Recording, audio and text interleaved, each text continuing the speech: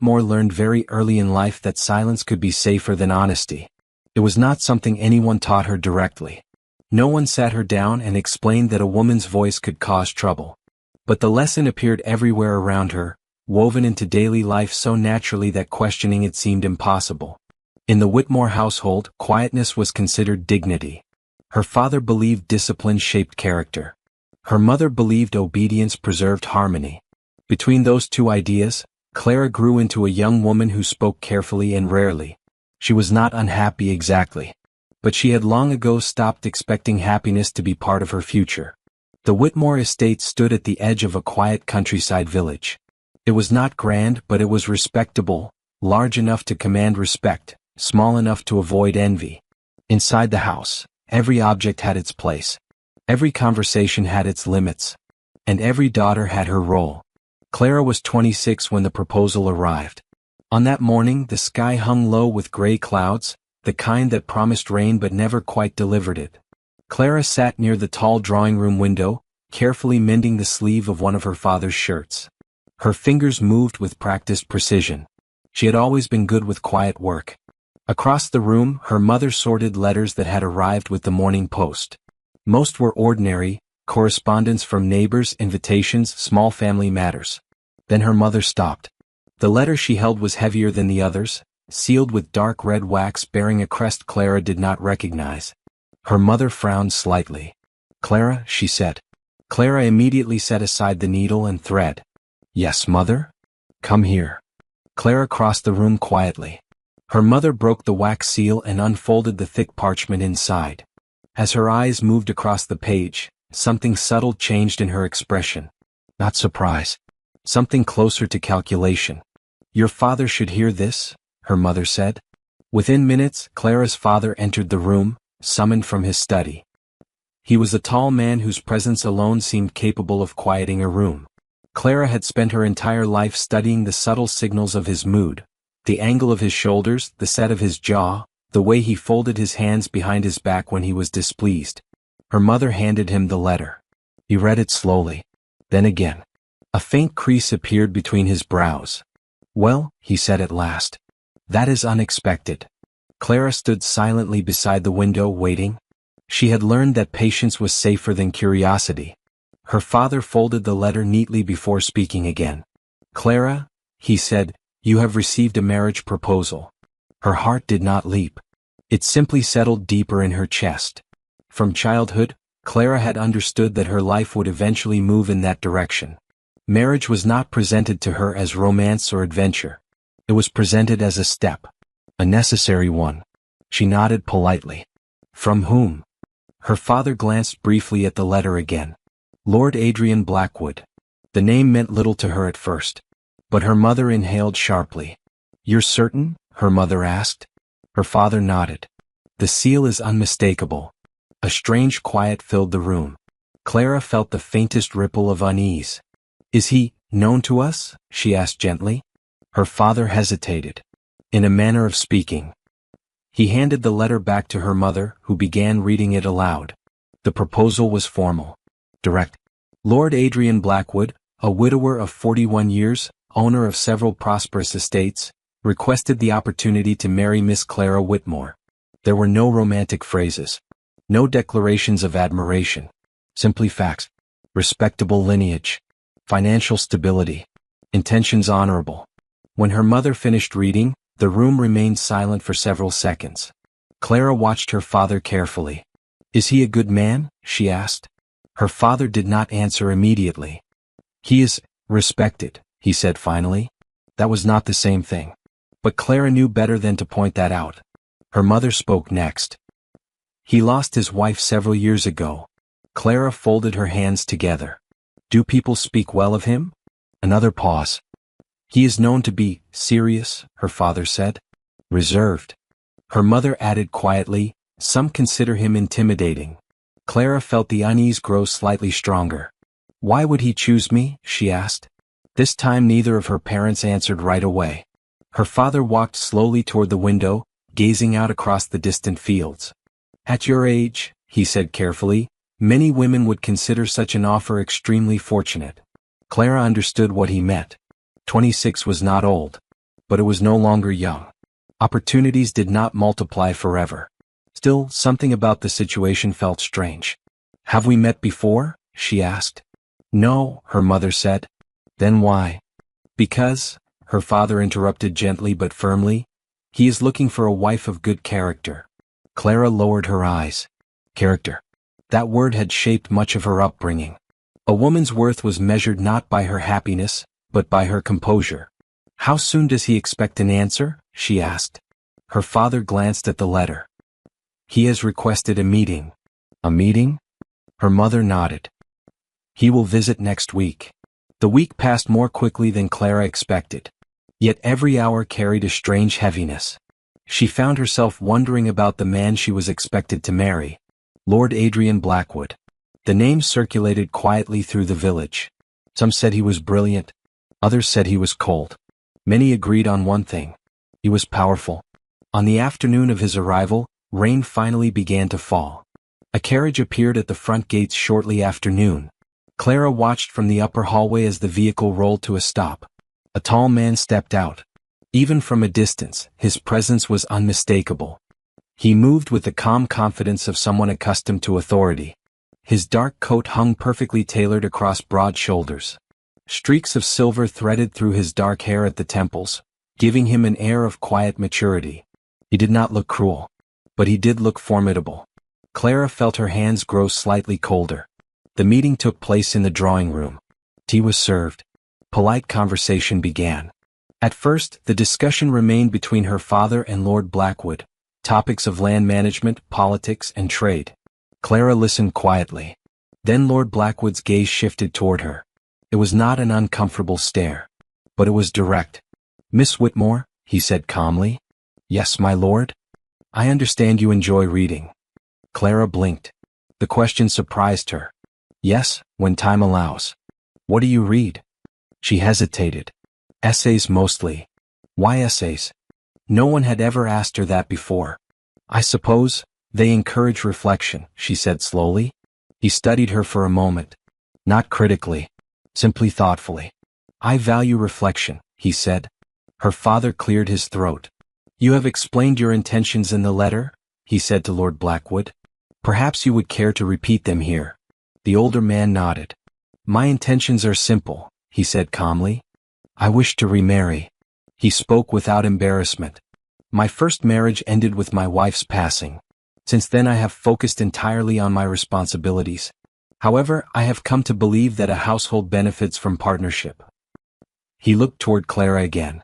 "I am seeking a woman of intelligence and steadiness. Your daughter's reputation suggests she possesses both." Clara felt heat rise slightly in her cheeks. Praise had never been comfortable. "Miss Whitmore," he continued, "I do not expect an immediate answer. But I would value your honesty." She swallowed softly. "What would my role be?" she asked. "A fair question," he replied. "You would manage the household, represent the estate socially when necessary, and share responsibility for its future." His voice softened slightly. "And you would be treated with respect." Clara nodded. It sounded reasonable. Yet something inside her remained uncertain.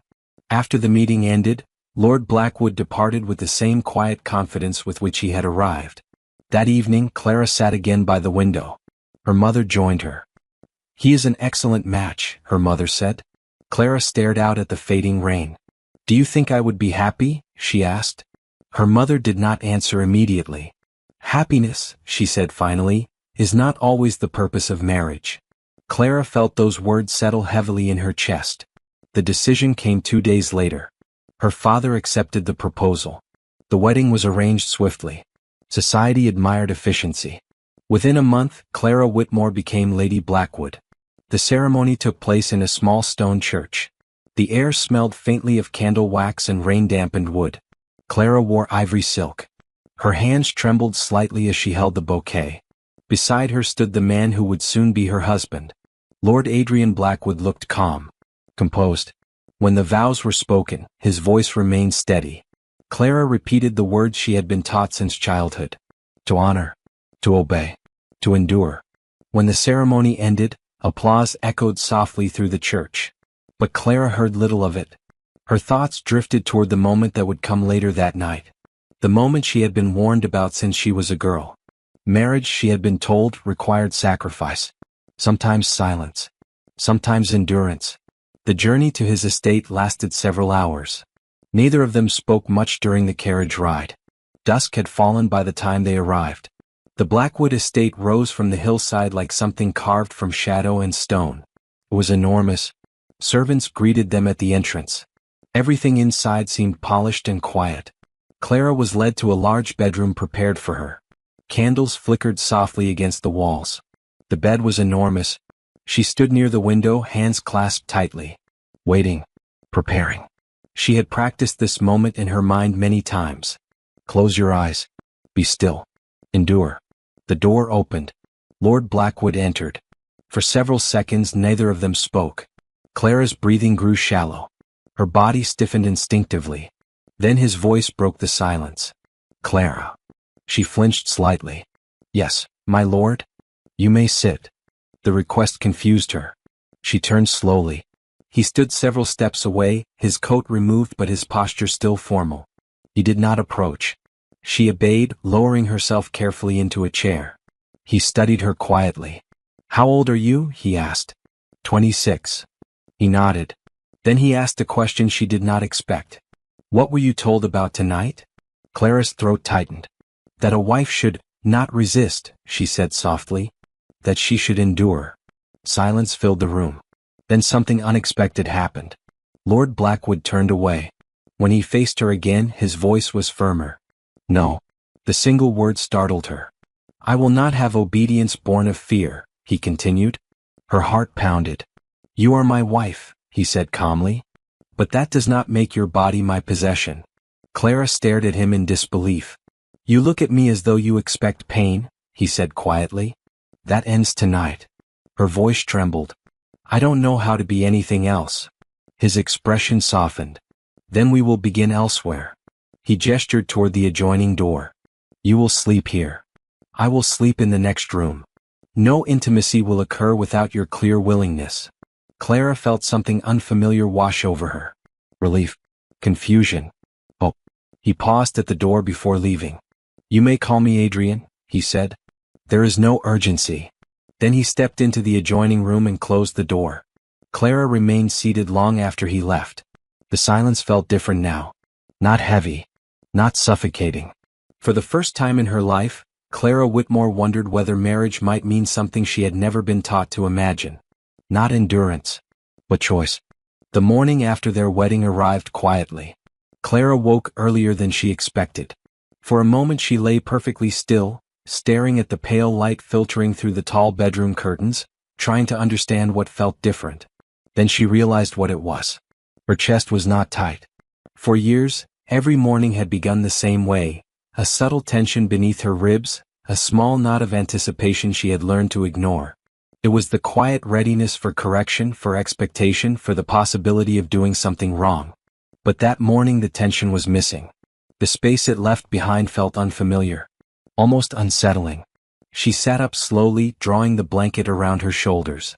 The memory of the previous night returned piece by piece. The calm conversation, the unexpected refusal, the door closing gently between their rooms. She had expected fear. Instead she felt something else entirely. Uncertainty. After dressing, Clara stepped into the hallway. The estate was already awake. Servants moved quietly through the corridors, carrying trays, polishing surfaces, preparing the day's routines. Everyone greeted her respectfully. Good morning, Lady Blackwood. The title still sounded strange. She followed the scent of tea and fresh bread toward the breakfast room. Lord Blackwood, Adrian, she reminded herself, was already seated at the table when she entered. He looked up immediately. Good morning, he said calmly. Clara hesitated in the doorway. Good morning, my lord. He watched her for a moment, then gestured to the chair opposite him. Please. She sat carefully. Breakfast had already been arranged. Tea, toast, fruit, and a small stack of letters beside Adrian's plate. For several minutes they ate in silence. But it was not the tense silence Clara had known all her life. It felt neutral. Comfortable even. Finally Adrian folded one of the letters and set it aside. How did you sleep? He asked. The question surprised her. Well enough, she said. Good. He reached for his tea. Clara studied him quietly while he read the remaining correspondence. In daylight, he appeared less intimidating than she remembered from the wedding. Still composed. Still confident. But there was nothing harsh in his manner. "Do you enjoy the countryside?" he asked suddenly without looking up. "Yes," she said. "Have you always lived here?" "Mostly." He nodded. "My estate is larger than this one," he said. "It may take some time to become familiar with it." "I will learn," she replied automatically. His eyes lifted from the letter. "I don't doubt that." The conversation ended there, but Clara noticed something unusual. He had not corrected her posture. He had not criticized her answers. He had not filled the silence with instructions. After breakfast, Adrian stood. "I have several meetings this morning," he said. "You are free to explore the house if you wish." Free. The word felt heavier than it should have. Clara nodded. "Yes, my lord." He paused briefly at the doorway. "You may call me Adrian if that is easier." Then he left. Clara remained seated for several seconds, staring at the empty chair. She was not sure what to do next. Freedom, she discovered, was confusing when you had never practiced it. Over the following days, a quiet routine began to form. Each morning they shared breakfast. Each evening they often crossed paths again in the sitting room or library. Their conversations remained gentle and brief. Adrian never rushed her words. He asked questions and waited patiently for answers. At first Clara found this unsettling. She had always been taught that hesitation was weakness. But Adrian never seemed impatient. One afternoon he invited her to walk through the gardens. The estate grounds stretched across rolling hills, dotted with ancient trees and carefully maintained flower beds. Clara followed beside him along the stone path. "You grew up on a smaller property, I believe?" he said. "Yes." "What did you enjoy there?" She frowned slightly. "I'm not sure." "You must have enjoyed something." Clara searched her memory.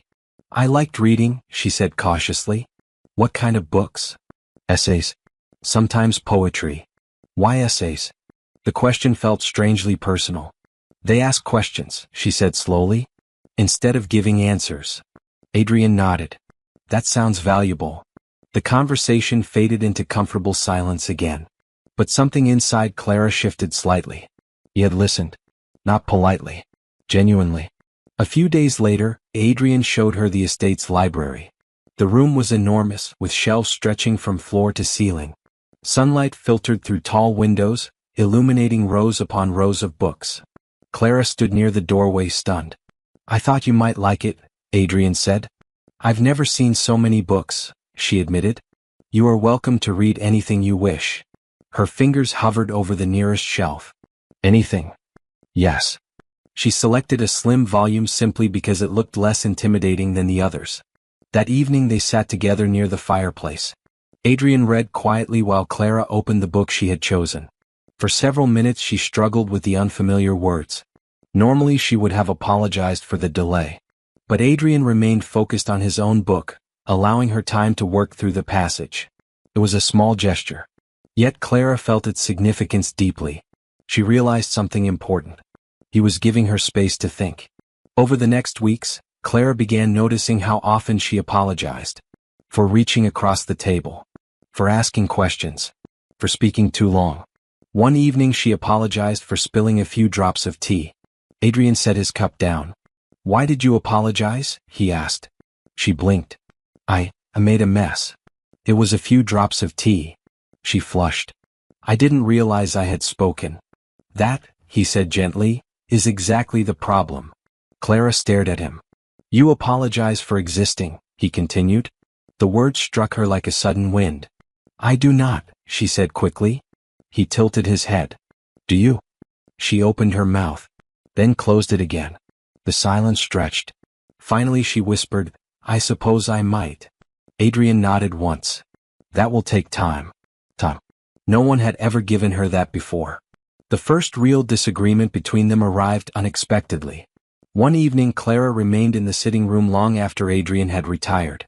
She sat rigidly on the sofa, hands folded tightly. Her thoughts circled the same question again and again. Was this kindness permanent? Or temporary? When Adrian returned to retrieve a book he had forgotten, he noticed her immediately. "You should be resting," he said. "I will," she replied, rising too quickly. You need not stand, he said. I should. Why? She hesitated. Because you are my husband. And therefore? Therefore, it is respectful. Adrian studied her carefully. Respect is not submission, he said calmly. Her chest tightened. You say that now, she said quietly. The words slipped out before she could stop them. Adrian did not react immediately. Say what you mean, he said. Clara swallowed. I mean that kindness can change, she whispered. Patience can disappear. The room fell silent. Then Adrian sat down across from her. My first marriage, he said slowly, was built on silence. Clara looked up. My wife was obedient, polite, accommodating. His voice remained steady, but something darker moved beneath the words. I believed that meant she was happy. Clara's fingers tightened against her skirt. It did not. What happened? She asked softly. Adrian exhaled. She died believing she was unimportant. The words settled heavily in the room. I will not repeat that mistake, he said. Not with you. Clara felt something inside her shift. It was not relief.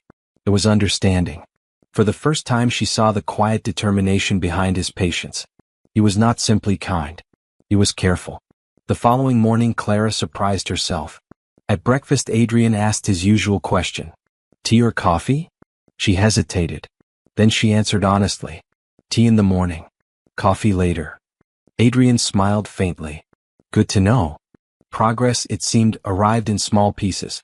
Their physical distance remained mostly unchanged. But the emotional space between them grew smaller. One afternoon they walked through the gardens again. The path became uneven near the orchard. Without thinking, Adrian offered his hand. Clara froze. Her breath caught in her throat. He noticed immediately and lowered his hand. It's all right, he said. But after a moment she placed her fingers lightly in his palm. The contact lasted only a few seconds. Yet Clara's heart raced as though she had done something daring. Later that evening she avoided him. He noticed. Eventually he knocked softly on her bedroom door. You're withdrawing? He said gently. Why? Tears rose unexpectedly in her eyes. I felt something, she admitted. And then I felt ashamed. Ashamed of what? Of wanting. The word barely escaped her lips. I was taught that desire is something women survive, she whispered. Not something they feel. Adrian's expression softened. Desire is not obligation, he said carefully. And it is not shame. I don't know how to separate the two. Then we won't rush it. His voice remained calm. Nothing will happen unless you want it. Clara nodded slowly. Weeks passed. Their conversations became easier. Sometimes Clara even laughed, short, surprised sounds that startled them both. One evening, while sitting beside the fire, Clara turned toward him suddenly. May I ask something? Of course. Why are you so patient with me? Adrian considered the question. Because patience is not restraint, he said. It is respect. She thought about that for a long moment. Then she said something unexpected. May I try something? His gaze sharpened with attention. Yes. Clara leaned forward slowly. Her movements felt awkward, uncertain. When her lips brushed his, the kiss lasted only a second. She pulled back immediately. Is that all right? She asked. Adrian smiled gently. Yes. Relief flooded her chest. She tried again. This time the kiss lingered slightly longer. Not perfect. Not dramatic. Just real. When she leaned back, her face flushed. I didn't disappear, she whispered. Adrian shook his head softly. No. You stayed. That night Clara slept more deeply than she ever had before. For the first time in her life, she was not preparing to endure something. She was learning how to live. And she realized something quietly astonishing. Love perhaps was not loud or overwhelming. Perhaps it was patient. And perhaps patience was the most powerful form of kindness she had ever known. Winter arrived slowly over the Blackwood estate. The first frost appeared one quiet morning along the garden paths, turning the grass silver beneath the rising sun. Clara stood by the tall window in the library, watching the grounds with a strange mixture of peace and unease. Life had grown calmer than she had ever imagined possible. That calm, however, came with a new challenge. The world beyond the estate had begun to notice her. And it did not seem entirely pleased. The first invitation arrived on a crisp afternoon. It was delivered on thick ivory paper, the lettering elegant and unmistakably aristocratic. A formal dinner in London, hosted by one of the region's most influential families. Clara held the card longer than necessary. Her fingers traced the raised lettering as a familiar tension gathered quietly inside her chest. Adrian noticed immediately. He was seated across the room reviewing estate accounts when he looked up. "You don't have to attend," he said calmly. Clara blinked. "I should," she replied automatically. The words escaped before she had time to consider them. Adrian leaned back slightly in his chair. "Do you want to?" The question unsettled her. No one had ever separated those two ideas before. What? She stared down at the invitation again. "I don't know," she admitted. Adrian nodded once. "That is an honest answer." He closed the ledger in front of him. "Then we will decide together." After a moment, Clara nodded. "Yes, we should go." The dinner took place in a grand townhouse in London several weeks later. The building was enormous, filled with polished marble floors, golden chandeliers, and the low murmur of aristocratic conversation. The moment Clara stepped inside, she felt the shift. Eyes turned. Some openly curious, others pretending discretion. She had been trained for this environment. She knew how to walk with quiet dignity, how to speak politely, how to smile without revealing uncertainty. But something about the room felt different from the social gatherings she had known before. These people were not simply observing her. They were evaluating her. Adrian sensed it too. Without saying a word, he rested his hand lightly against the small of her back. The touch was subtle, not possessive, anchoring. Clara exhaled slowly. Throughout the evening, conversations drifted around her like smoke. Polite words with sharper meanings hidden beneath them. "You must find your new position quite an adjustment. How fortunate you are. Lord Blackwood has always been such a decisive man." Each sentence carried an implication. Gratitude. Silence. Acceptance. Clara responded carefully, just as she had been taught. But the comments followed her home. They appeared again at smaller gatherings. At afternoon teas. At musical evenings. Whispers began to circulate. "She is respectable, of course. But hardly his equal. One wonders how long such arrangements last. A man like him does not settle forever." The words were never spoken directly to her. But she heard them. And slowly, quietly, they began to work their way beneath her confidence. Old habits resurfaced with surprising speed. Clara began apologizing more often again. For small mistakes. For speaking too much. For speaking too little. At meals, she deferred more frequently. When Adrian asked for her opinion, she hesitated. Sometimes she withdrew entirely. At first, Adrian simply observed. He had learned patience long before Clara entered his life. But he also recognized patterns. One evening she gently pulled away from his hand while they walked through the gardens. "I'm tired," she said softly. "I think I should rest." He stopped walking. "Clara." She paused but did not turn. "Look at me." She hesitated. Then she obeyed. "What has changed?" he asked quietly. "Nothing," she said. He did not believe her. "You were not like this 2 months ago." Clara forced a small smile. "I'm simply adjusting." "Adjusting to what?" Her composure cracked. "Everyone says it will change," she whispered. Adrian frowned slightly.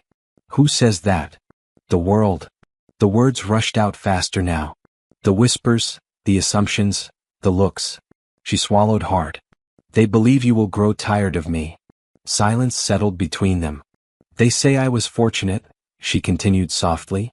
"That eventually you will realize you deserve someone more suitable."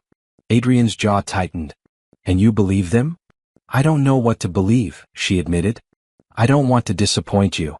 He stepped closer. "You disappoint me," he said quietly. Her heart dropped. "Only when you disappear." She stared at him. "You were not brought into my life to be endured," he continued. "And I will not allow this world to train you back into silence." Her voice trembled. "They're certain you will grow tired of me." Adrian crossed the remaining distance and knelt slightly so their eyes met. "Listen carefully," he said. "I did not marry you out of convenience. Or obligation. Or pity." Her breath caught. "I married you because you are thoughtful. Because you observe the world instead of simply reacting to it? Because you are honest in a society that rewards performance. Clara felt tears rising. You are strong in ways most people fail to recognize, he continued. And I will not stand quietly while they convince you otherwise. She shook her head faintly. They won't believe that. Adrian's expression softened. Then they will learn. But first, so must you. A letter arrived shortly after. It was written in a familiar, rigid handwriting. Her aunt, Margaret. Clara read the letter twice before speaking. She wishes to visit, she said. Adrian looked up from his desk. Do you want her here? The question startled her. No one had ever asked that before. Clara considered it carefully. Then she nodded slowly. I think I need to see her. They met at the old vicarage where Clara had grown up. The house felt smaller now. The ceilings lower. The walls closer. Margaret greeted her politely, though her eyes examined Clara carefully. You seem well, Margaret said. Marriage suits you.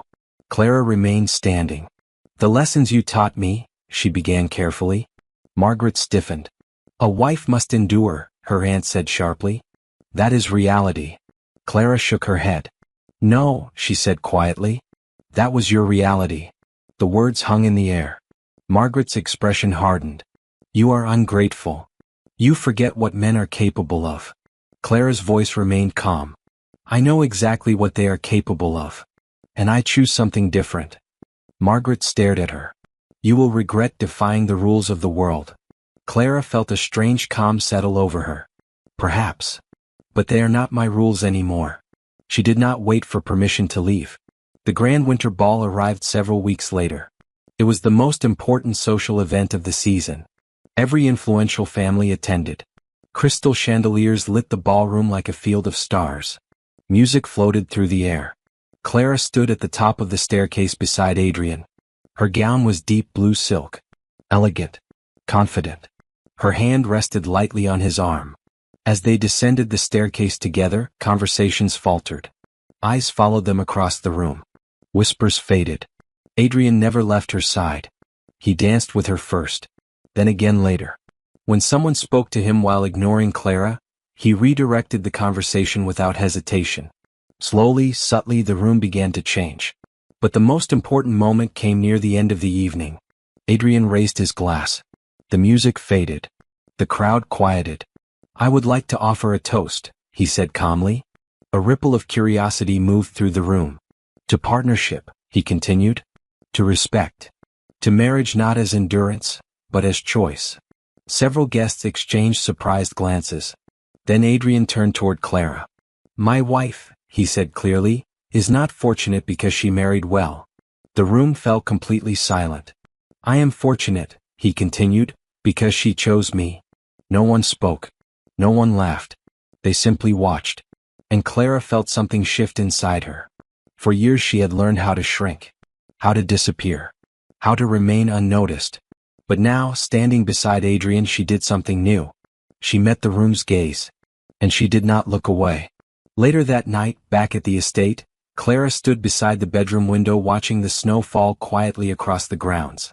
Adrian stepped behind her. You spoke tonight, she whispered. You always could, he replied. You were simply never allowed. Clara leaned back against him, exhausted but strangely light. For the first time in her life, she was not surviving expectations. She was shaping her own future. Months later, winter still covered the estate. One morning Clara stood by the window again, Adrian's hands resting gently over hers. I am not afraid anymore, she said softly. He smiled. And if fear returns? She turned to face him. Then I will speak. She placed his hand gently against her abdomen. A quiet promise of the future. I will not endure. I will live. And for the first time in her life, the world felt wide enough to hold her voice.